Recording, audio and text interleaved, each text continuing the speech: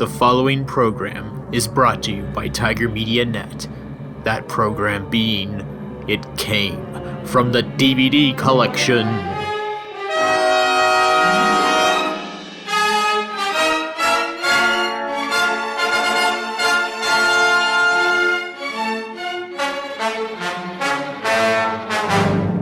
Hello and welcome to the podcast. I'm John Billinger and this is... I'm Connor Keating. Yes, and today we will be discussing Shin Ultraman. Ow, my shin. Ah. I'm sorry, I had to make that joke. The title is obviously a takeoff of Shin Godzilla. Anyway, Shin Ultraman is a 2022 Ultraman movie. Now, I have never seen anything Ultraman before, which Connor has been trying to get me to watch Ultraman stuff for the longest time. Yeah, Ultraman I would say is probably one of if not my favorite franchise out there.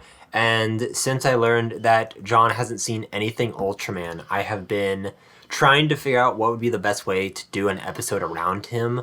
And originally I thought, maybe we watch a few episodes from the original show, or maybe we watch some of the movies. But the problem is a lot of Ultraman movies are, one, not very good, because they're usually like a 30-minute episode that has been dragged out to an hour and a half.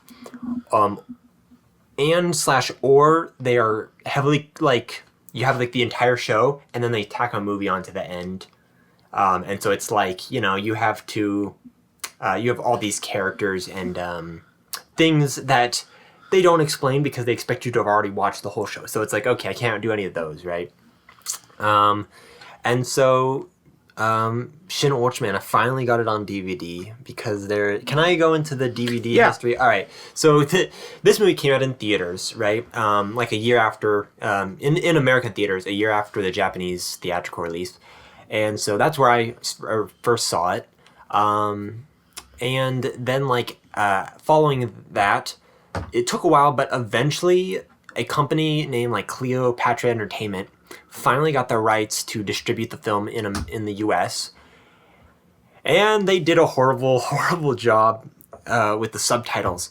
So basically the subtitles were like, first of all, they were dub titles, so they were subtitles for the dub and not like an accurate translation, right? Not that dubs are like bad translations, it's just that you got the added factor of trying to match mouth movements and whatnot that changes up dialogue and whatnot.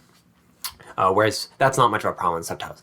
And then on top of that, these dub titles were full of like semicolons and slashes and weird punctuation, making it look like internet code, or making it look like wingdings or something like that. Just absolutely awful subtitles, right? So then they end up doing like 2 different releases of it, or like 3. They did 3 in total, 2 more. And I think the third one finally got it right, but it was the sort of thing to acquire that you had to like buy one of the bad versions and then email them and say, hey, can you send me the good version? And then they would send you. So most Ultraman fans just said, screw that whole thing. And so then this Canadian company, Raven Banner, got the rights to Shin Ultraman. They gave it a beautiful slipcover art, and everybody was just like, yep, we're going for that. And it's a good Blu-ray. So yeah, that's what we watched Shin Ultraman on, was the Raven Banner Blu-ray. Wow. I asked permission, and you gave me permission to do that. That was just a big, long thing. Ultraman. I didn't grow up with Ultraman. Oh yeah, I need to ramble about my history with Ultraman. Okay, you proceed. You proceed first. Yeah, I didn't know much about Ultraman. I knew it existed as a kid, but I never watched it. I was more into Godzilla. Mm-hmm. It sounds like Ultraman has a very complicated continuity. Not really, because it's like... Okay, I'm going to get into Ultraman lore, but I'm going to try to be brief. It's like how... You know how like the Marvel Cinematic Universe has the multiverse? Yeah. Ultraman has the same thing, where there are a billion different Earths, and a different Ultraman goes to each one, and so essentially each show is in its own self-contained universe. Okay. But every once in a while, like an Ultraman from a past show will randomly show up, fight a monster for an episode, and then never see him again. So there's still a little bit of connected continuity, but there are a number of shows that are very standalone. And if you need me, I can tell you which ones. Okay. And how about what's your history with Ultraman? Yeah. So all right. So you know me, man. I hate things that are popular, right? Yeah. And when I was a kid, Power Rangers was very popular. Right? I didn't like Power Rangers. And I hated Power Rangers as a little kid, right? I was a dinosaur and sharks kind of guy. You didn't even like the dinosaur Power Ranger thing? No, I don't think I knew that they even existed, to be honest. I just hated Power Rangers because it was popular in like preschool. Anyways, flash forward to like a Christmas one year, and I'm opening this present. It's a DVD, I can tell, I'm opening it, and I see this rubber face goober on the cover, and I remember being so mad at my parents, like, what is this garbage? And my parents were like, no, just give it a chance, right? For added context, my dad had seen some sort of tokusatsu hero show as a kid. He thought it was Ultraman. We later figured out that it was a show called Ambassador Magma. I was going to joke it was Go Green Man or something. Green Man didn't get a U.S. release. Anyways. Or Zone Fighter. Yeah, no, not a English release there either. Spectre Man. I did think it was Spectre Man for a while, but it was Ambassador Magma. Anyways, he thought Ultraman was that show, and so he got it for me. And I remember... they're like, give it a chance. I watched the first episode. I was blown away, and I kind of thought that it was like a movie or something. I remember this very like specifically, right? Where we went to like my grandma's house afterwards because it was like Christmas Day, and I remember afterwards asking my dad like, "Hey, Dad, can we go back home and watch the rest of that movie?" Because there was like 2 discs in the box, and he's like, "Dude, that's a whole show," and it like dawned on me how much of this, this Ultraman thing that I've got 20 episodes worth of it. And that wasn't even the entirety of the original Ultraman that I had. So yeah, that's my history. Then I got onto YouTube, found out there was a heck of a lot more, and have been gorging on it ever since. Yeah. And that's the story of how Aiden discovered Ultraman. Aiden? It's not Aiden, Connor. Don't worry, Aiden will... I'll just force Aiden to watch it eventually. Yeah, there's so much to get to.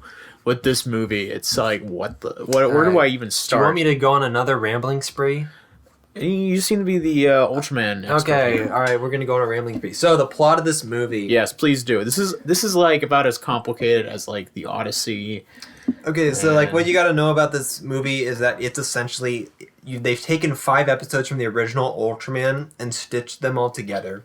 Not that I would say that that's like a critique or anything. That's just the way the plot is, right? So first of all, the film opens with the sort of a Pacific Rim type intro, where they go over the history of this world where there are monsters. They attacked the army. Actually, in this universe, defeated them.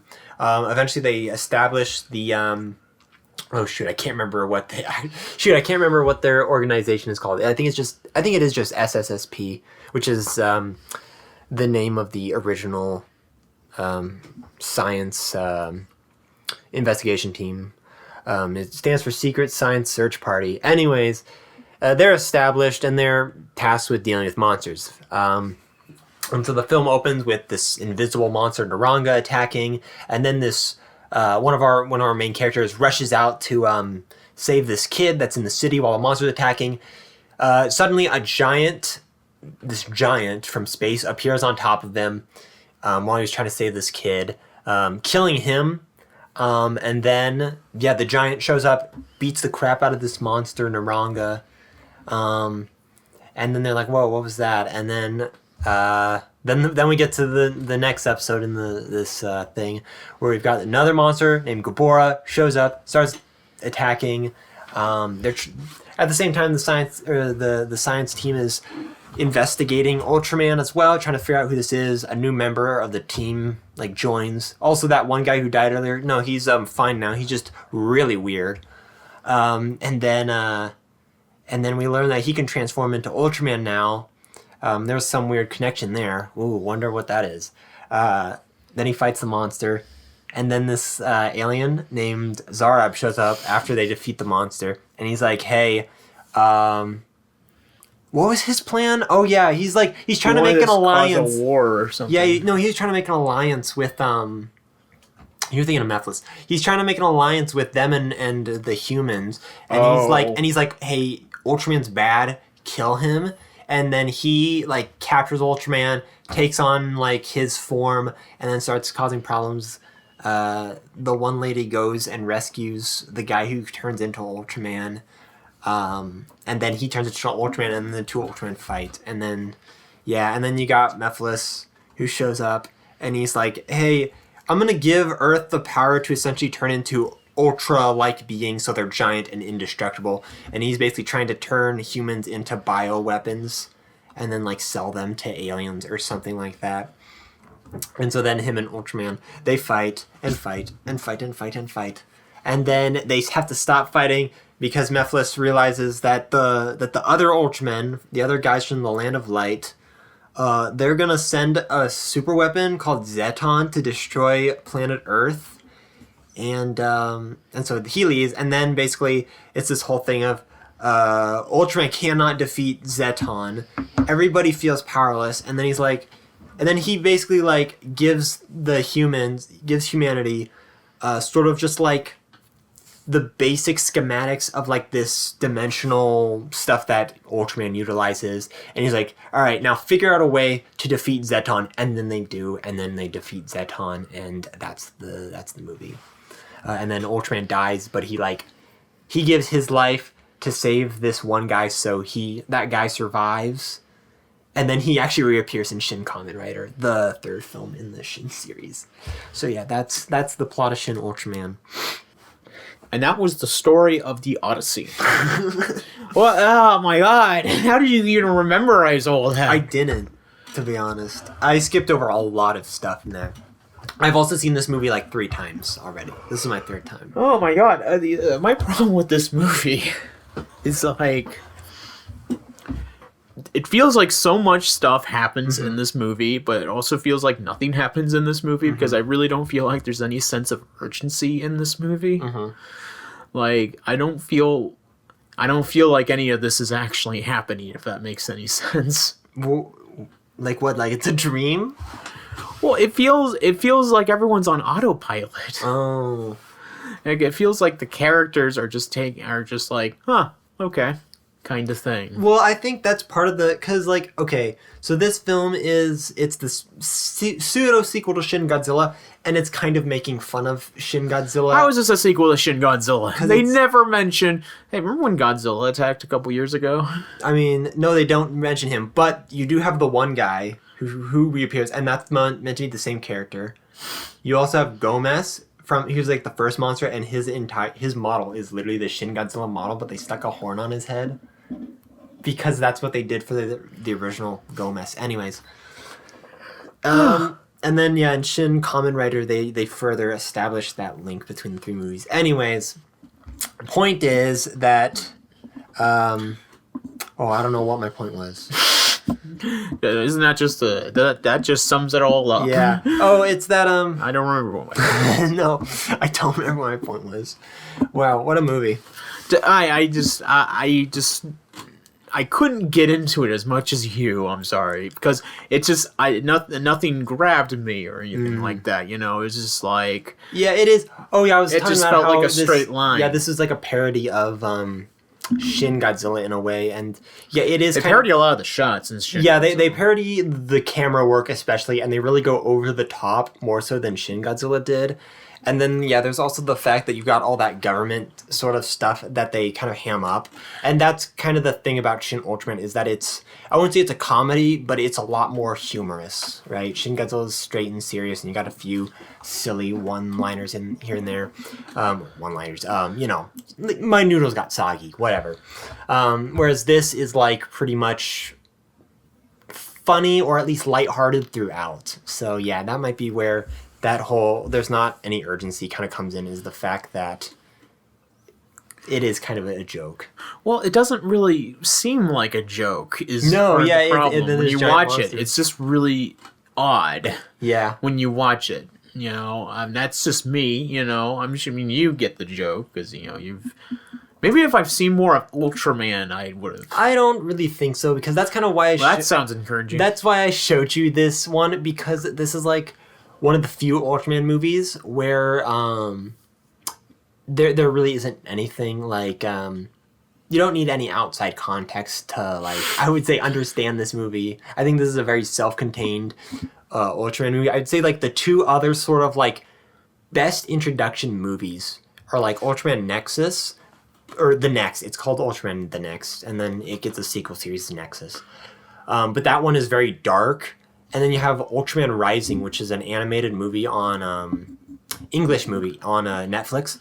And that movie, you can tell, like, the story behind that is that it was not originally meant to be an Ultraman movie. And then they made it into an Ultraman movie. And you can definitely tell, like, it doesn't have that Ultraman feel to it. It doesn't feel like Batman. It doesn't feel... No, actually, that's my review of Ultraman Rising. It's good, but it doesn't feel like Ultraman. But yeah, this movie, I think I really like this movie. I think it's very fun, very action packed. It's got those sort of characters where I wouldn't say that they are, they aren't like three-dimensional. No, they're just cardboard planks or something. Cardboard planks? They have nothing. What are you talking about? Well, it's just like it's like I'm watching sim characters or something like that. What are you talking about? You have the mouse just points them to where they need to go. It's not. These characters are nothing like Ford from Godzilla 2014. Do you even know which character that is? Ford. Which one? The one played by Bryan Cranston. See, you don't even know. Character. No, that is that is the guy's first name. No, he's the army guy. You don't even know his name. Oh. Anyways, I can tell you the name of most of the characters in this movie, but that's not the point. The point is that, like, they've still got little quirks and things, right? You've got, like, the nerdy guy who then proceeds, like, he's a really nerdy guy, right? And he proceeds to kind of... feeling at all. Dude, did you not see his desk and the scene where he's got VR glasses on and he's talking to all that's like one scene, but that's like nothing else that guy was in. None of the other scenes was I thinking, yep, this is the nerd. This is... I don't even remember any of the characters' names. Like, it's just like, there's that one girl. There's the one girl with the glasses. You got the girl that slaps her butt and everybody else's butt. That's her character shtick. Yeah. Oh, yeah. Our main guy's... There's like a bunch of weird shots with this one woman slapping people's butts. That's her shtick. You got the main... It's a weird shtick. The main guy who is Ultraman's shtick is that he's weird and then he doesn't understand, like, human stuff because he's Ultraman.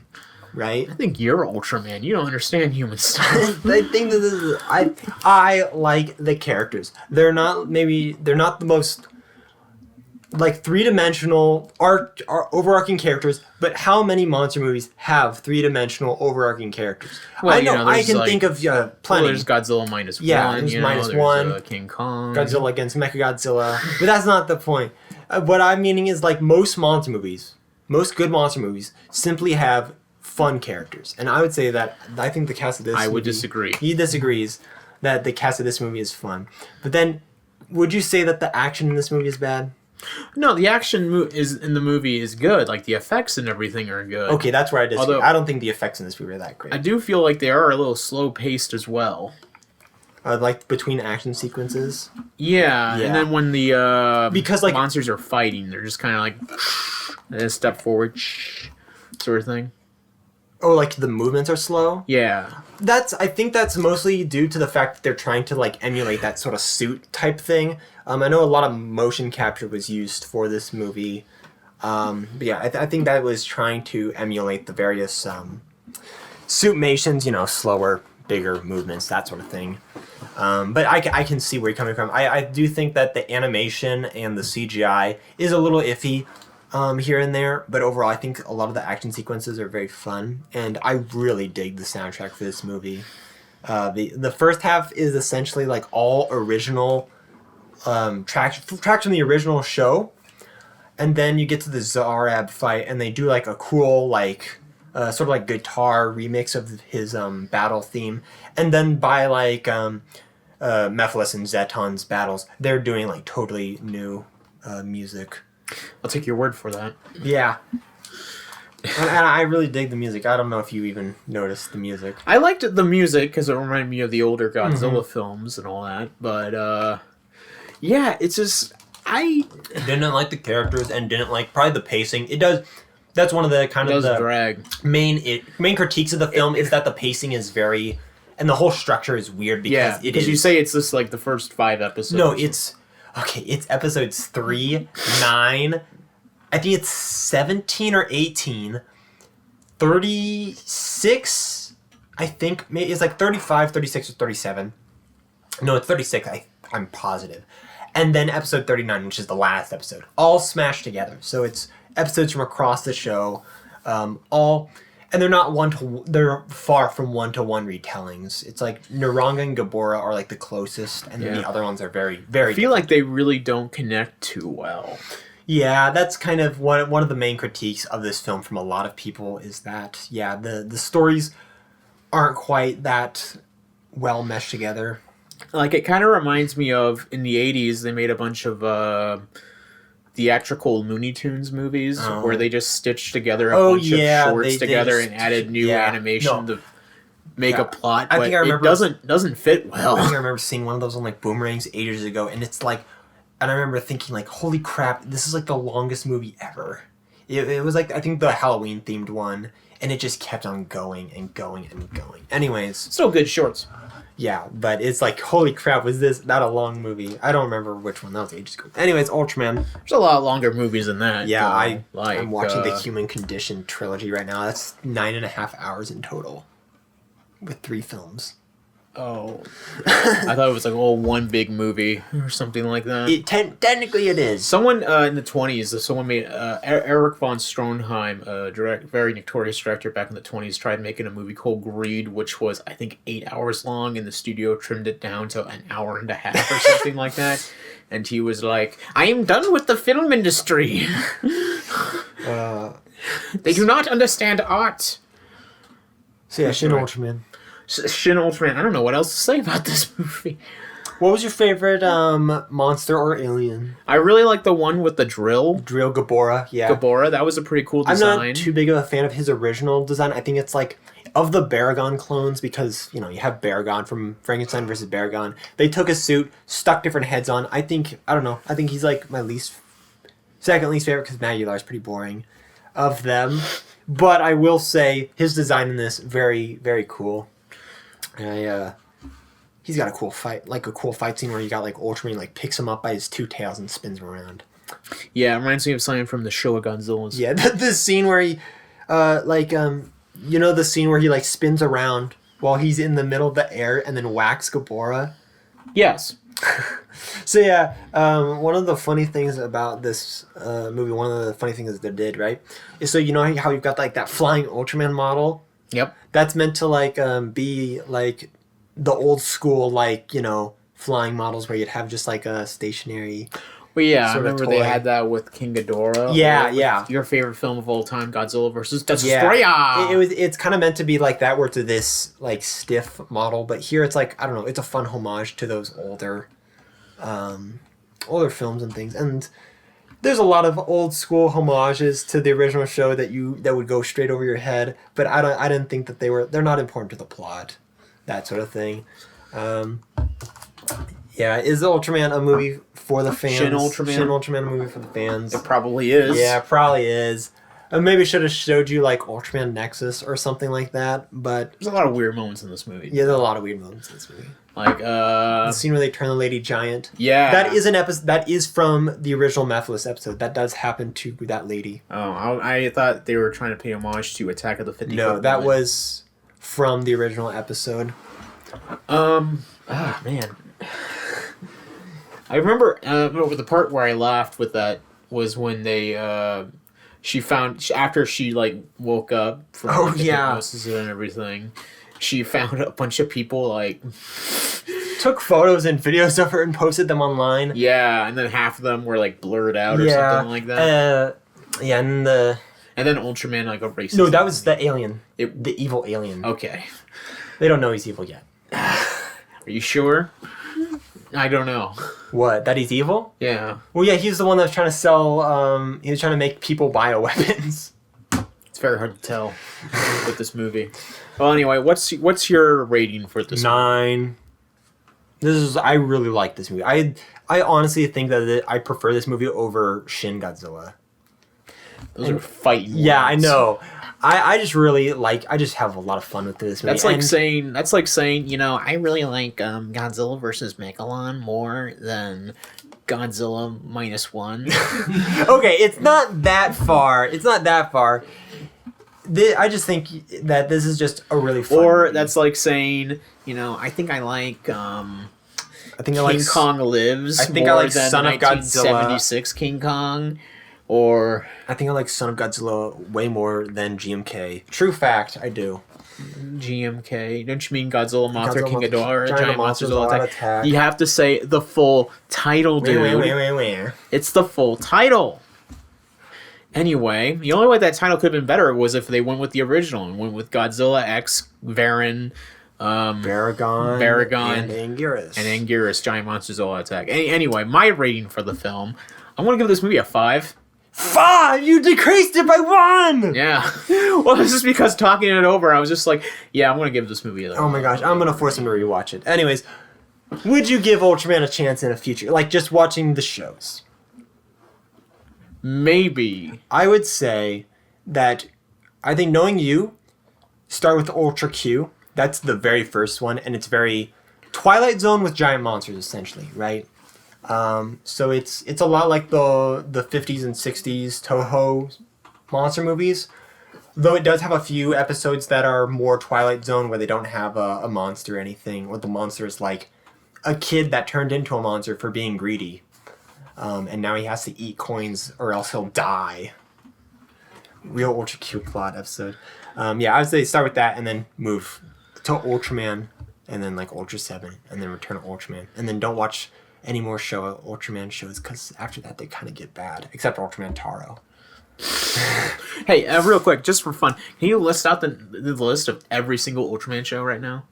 I probably could. Okay, so this is a challenge. Okay, so we just had wait. I'm gonna pull up a list. Okay, I will say there are a lot of just like weird shows or movies that I might skip over just because they're like, dude, you have to do every single one. Oh my gosh, because sometimes it's like weird festival things where it's just like they stitch 2 episodes together and. All right, go. Oh my gosh! All right, Ultra Q, Ultraman, Ultra 7, Return of Ultraman, Ultraman Ace, Ultraman Taro, Ultraman Leo, Ultraman the Star Symbol Ultraman, Ultraman 80.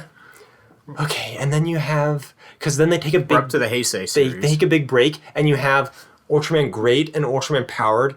Then you have the 2 Zeroth movies. And then you have Ultraman Tiga, Ultraman Dyna, Ultraman Gaia. I think after that you get Neos, Ultraman Neos. You tell me.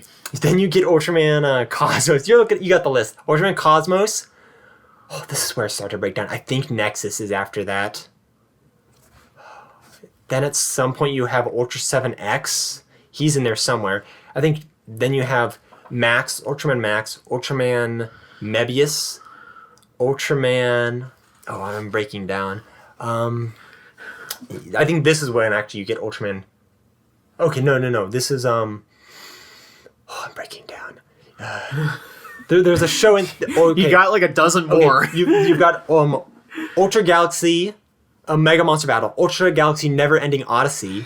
You have, I think, oh my gosh, I skipped Ultra Q Dark Fantasy and Ultra 7, Heisei Ultra 7. It's because I haven't seen neither of those shows. Okay, those were like in the 90s, early 2000s. Anyways, okay, then you've got Ultra Galaxy Mega Monster Battle, the movie, and then you have all the Ultraman Zero stuff that are just movies that only one of them's good. Then we get Ultra Q Neo, I think that's what it's called. I've seen it too. Then you have Ultraman Ginga S, Ultraman Orb, Ultraman X, Ultraman Jeed, Ultraman Arby, Ultraman Taiga. I'm watching that right now. Ultraman, I think that's Zet. And then you have you get Ultraman Trigger, Ultraman Decker, Ultraman Blazer, and then right now, Ultraman Arc is airing. I just want to say you got at least 80% of those correct. I probably skipped over. You did get some of them like out of order. Out of order, yeah. But still, like you got most of them. Yeah, it's because I've seen just about everything except like Jesus Christ. I have not seen Ultraman Great. I have not seen or I have seen like half of it. It's on YouTube. Must have been not that great. It's not that great. I have not seen Ultra Q Dark Fantasy because of licensing stuff. I haven't seen Heisei Ultra 7 because of licensing stuff. And I haven't seen all of Taiga because I'm watching that right now, or all of Ultraman Arc right now because it's airing. Everything else I've seen. And then there's like Ultraman Kids or something like which I've not seen. Ultraman Kids. It's like an animated show. They got a release from Mill Creek, and I didn't buy it because I'm like, I don't care. It's like educational stuff. Does every series like have a series? Oh my gosh, I forgot the Netflix Ultraman because it sucks. Does every series either have a Netflix show or they just have a show where they're kids? Like there's like Muppet Babies. Both SpongeBob Camp Coral. Get Going Godzillian / Chibi Godzilla Raids Again. Yo Yogi. Tom and Jerry kids. It's like they always do this. Oh my god. My brain melted hearing you list every single Ultraman movie. Or show. Yeah, it's like, oh my god. I skipped over most of the movies. I listed a couple like Mega Monster Battle, the movie. But yeah. And then like most of them after like Tiga and onward have a movie attached to them. A movie or two. Okay, well, so yeah, that should scare you. Does that scare you? Yeah, it does scare me. I own most of those on Blu-ray it's and like, DVD. Jesus, would you believe how did like is there more shows than I guess it has the Star record. Trek? It has the record for the show with the most spin-offs, and I don't even think that record counts Ultra Q and stuff. Well, that's still a lie. I know. Yeah, I remember there was like a question on like a Reddit post or something that was like, what show has the record for like the most spin-offs? And like people are like, oh, it's Star Trek. Dude, I watched all the Star Trek shows in like a couple years, not that long ago. I've been watching Ultraman nonstop since 2018, and I am not even done yet. Mostly because they keep releasing new shows, but I have been going since 2018. Watching these shows nonstop. Well, there you go. So yeah, people who are seeking a challenge. If you want some recommendations, the Ultraman, or you can do the Ultraman challenge, the Ultimate Ultraman. Watch them all in order. The Ultimate Ultraman challenge. I would say recommendations wise, for the like old school stuff, Ultra Q, Ultraman, Ultra 7, or Eternal Ultraman. For the 90s stuff, Ultraman Tiga or Gaia are both good. I might have skipped Dyna. I hope I didn't. Oh my gosh. Anyways. And then for like the early 2000s, Nexus is really good. I would say Nexus and Mebius. Mebius is good, but that one's connected to the Showa stuff, so don't watch that one for the first one. And then for new stuff, I would say a good entry point is like Ultraman X or Blazer. Blazer's really good. Okay. So yeah, I'm done. Well, I'm done. My face is numb actually. Yeah, you just mentioned every single Ultraman show ever made. Or most of them. Most of them. What did I miss? Did you... I don't remember because there were so many. There were so many shows that you mentioned. It was like, okay, you missed that. Oh God, get down here. Nope, he got it. Yeah, because there were times where you skipped over one, and then we were like, oh, you missed it, and then you got it later on, and I was like, oh my God. There's also like Ultraman Nice, which is like a series of commercials. Well, that's nice. So they're not even like a show, but people still categorize them. Anyways, yeah. Ultraman's my favorite franchise ever. Well, we got Steven Schleicher doing a tour. Oh, should we get him to make a cameo? No. Okay. Well, anyway, that's it for the show today. Join us next time for the Ultimate Showdown, what could be our final episode ever. We'll see. Will be. The Thing from Another World, 1951, versus The Thing from 1982. I thought it was 53, but that's okay. No, it's 51. Okay, I'm probably wrong. So, Connor, do you have anything else to say to the audience? Watch Ultraman. Good night.